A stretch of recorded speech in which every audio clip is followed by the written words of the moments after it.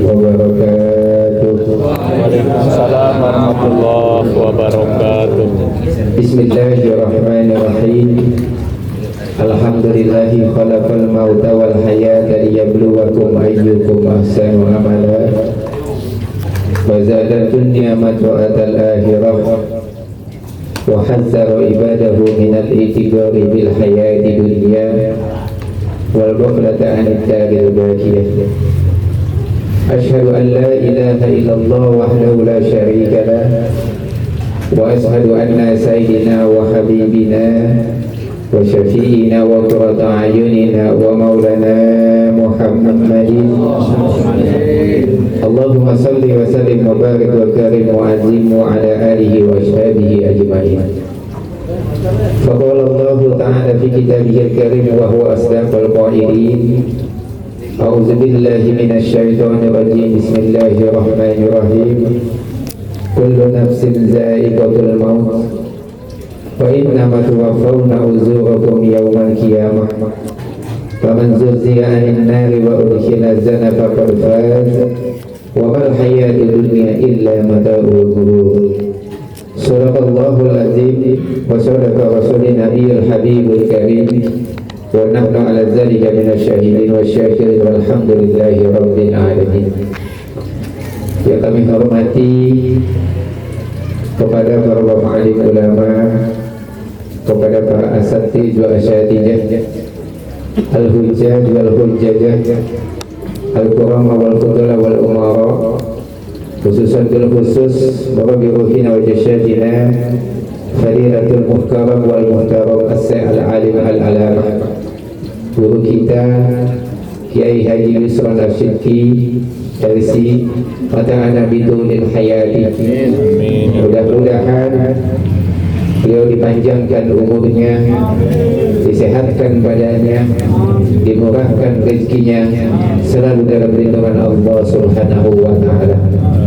Yang kami hormati kepada Al-Ustaz Abu Salim mata'ana bidulil hayati.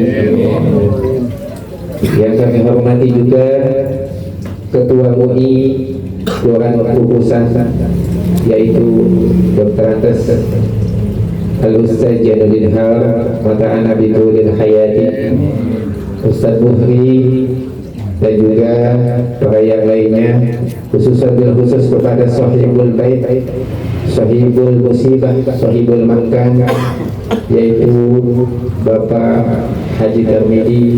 Mudah-mudahan selalu dalam lindungan Allah Subhanahu wa ta'ala. Dan juga tak ketinggalan pula para bapak-bapak, ibu-ibu, jamaah tajiyah az-zairin az-zairah rahimakumullah, yang kami tidak sebutkan namanya satu persatu, tetapi dengan tidak mengurangi rasa hormat dan tajim saya.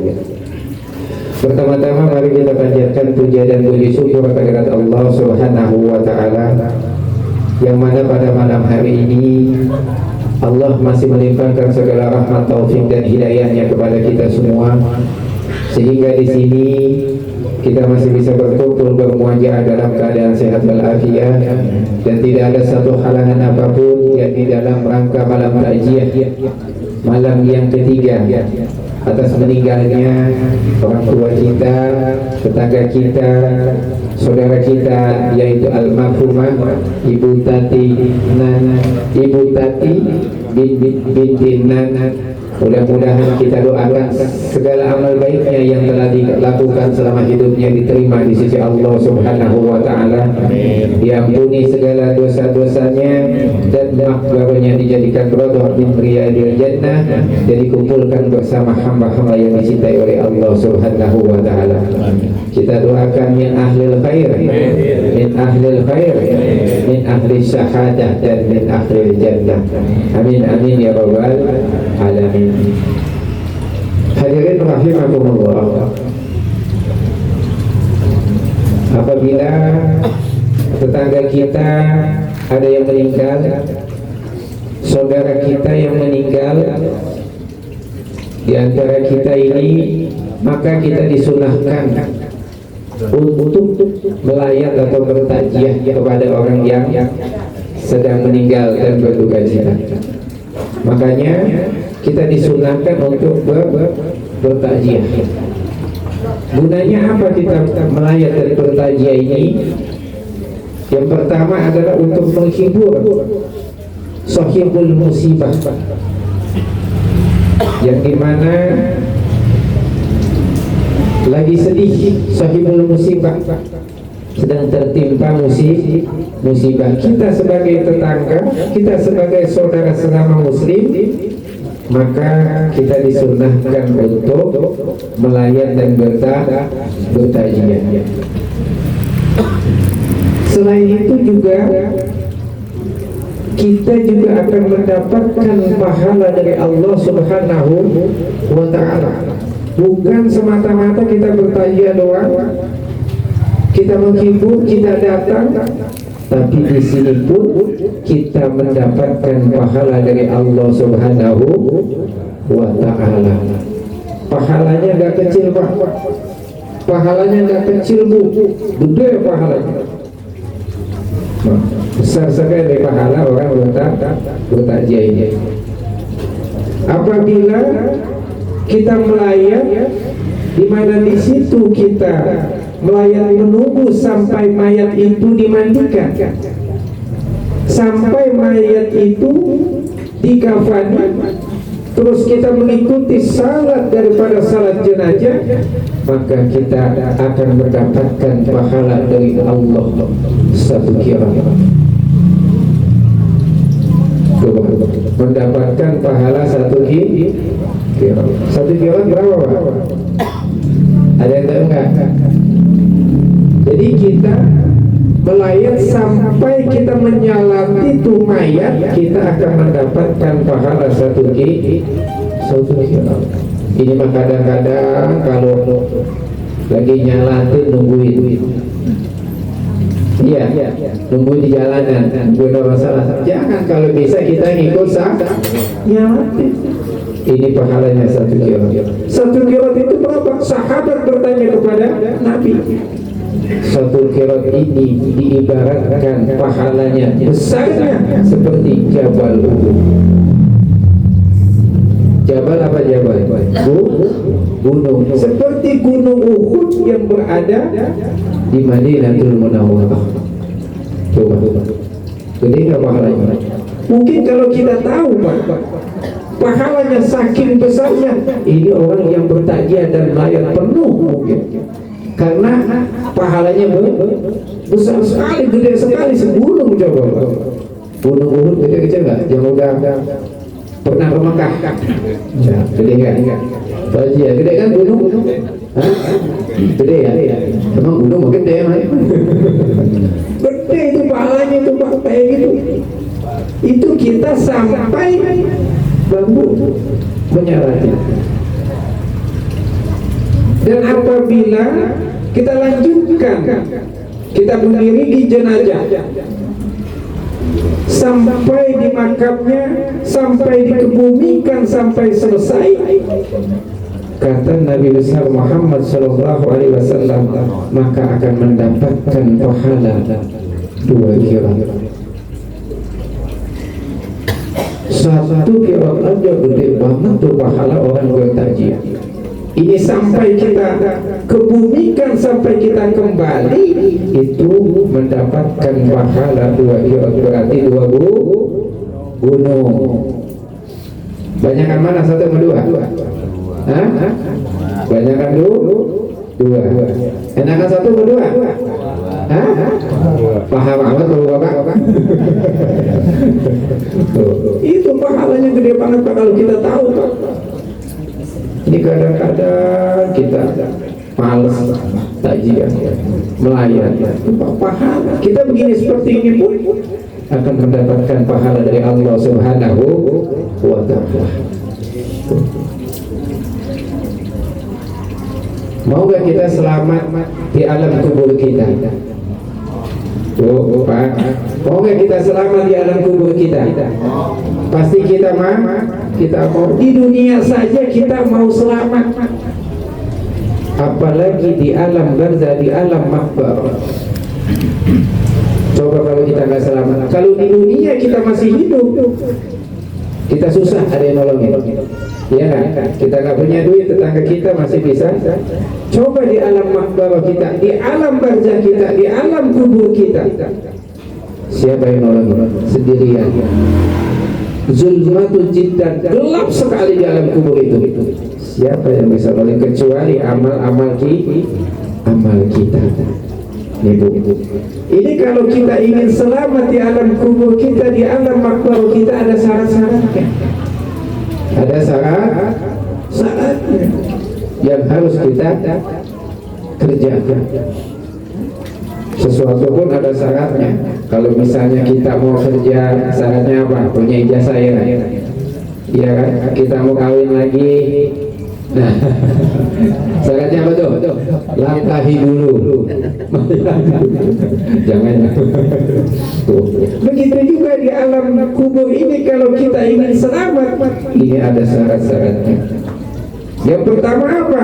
Kalau kita ingin selamat di alam makbarah kita, di alam kubur kita, jangan tinggalkan sholat. Jangan tinggalkan sholat, terutama sholat 5 waktu. Jangan sampai kita tinggalkan sholat.